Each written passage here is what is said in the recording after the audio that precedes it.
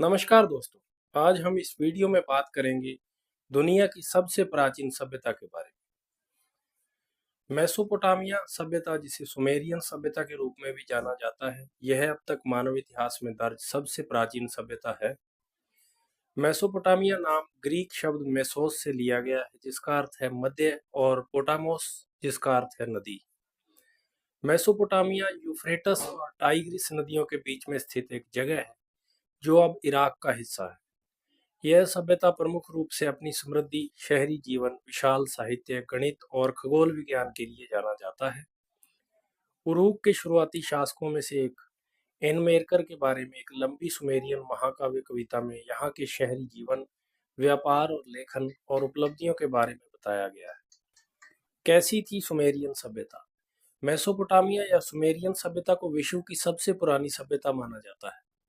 इसका समय ईसा से 3500 वर्ष पूर्व माना जाता है। इतिहासकारों का मानना है कि सुमेरी लोगों के भारत व चीन के साथ घनिष्ठ व्यापारिक संबंध थे।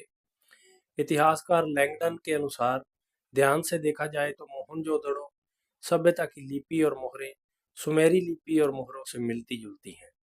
शहरीकृत दक्षिण भूमि को सुमेर और अक्कड़ कहा जाता था, और भूमि की पहली ज्ञात भाषा सुमेरियन थी।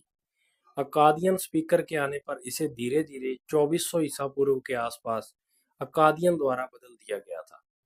सुमेरिया निवासी भी आस्तिक और मूर्ति पूजक थे। वे भी मंदिरों का निर्माण कर उनमें अपने इष्ट देवताओं की मूर्तियां स्थापित कर उसकी पूजा अर्चना करते थे। मेसोपोटामिया की सभ्यता की विशेषताएं व उपलब्धियां। विश्व के लिए मेसोपोटामिया की सबसे बड़ी विरासत समय गणना और गणित की इसकी विद्वतापूर्ण परंपरा है। 1800 ईसा पूर्व के आसपास गुणा और भाग तालिका, वर्ग और वर्गमूल तालिकाएं और चक्रवर्ती ब्याज की तालिकाएं हैं।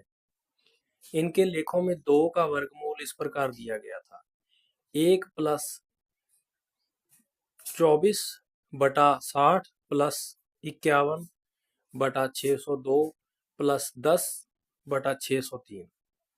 गणित के क्षेत्र में उन्होंने सबसे पहले 1, 10 और 100 के चिन्हों की खोज की थी।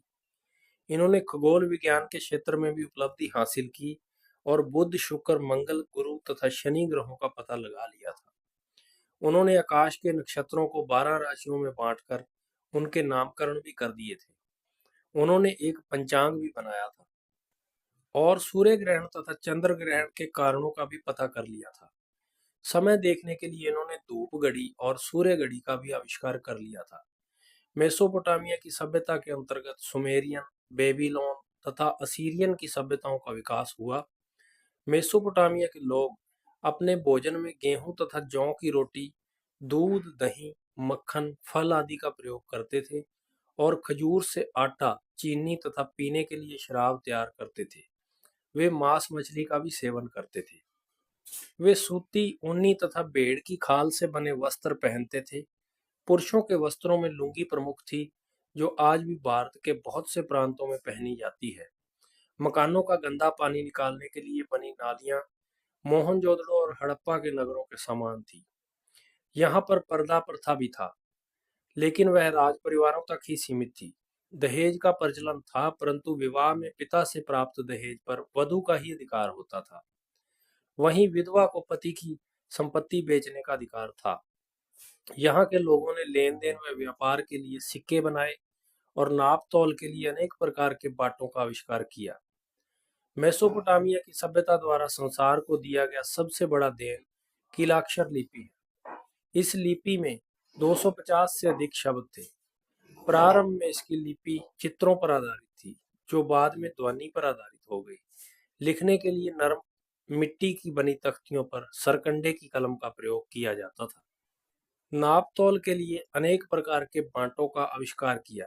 मेसोपोटामिया की सभ्यता द्वारा संसार को दिया गया सबसे बड़ा देन कीलाक्षर लिपि है।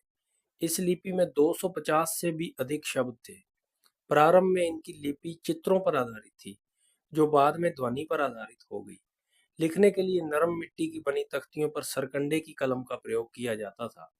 इसके साक्ष्य निन्वेह की खुदाई के दौरान मिले हैं, जिन पर कहानियां, महाकाव्य, गीतिकाव्य तथा धार्मिक उपदेश संकलित हैं। तो दोस्तों, ये थी दुनिया की सबसे प्राचीन सभ्यता मेसोपोटामिया की सभ्यता। आपको यह वीडियो कैसी लगी हमें कमेंट करके जरूर बताएं। अगर हमारी वीडियोस आपको पसंद आ रही हैं तो प्लीज़ लाइक करके इसे अपने दोस्तों और फैमिली में शेयर करें। अगर आप हमारे चैनल पर नए हैं तो प्लीज़ चैनल को सब्सक्राइब करके बेल वाला आइकन दबा दें, जिससे कि जैसे ही हम वीडियो डालें आपको तुरंत नोटिफिकेशन मिल जाए। तो दोस्तों फिर मिलेंगे आपको एक नई वीडियो में एक नए टॉपिक के साथ। तब तक के लिए नमस्कार।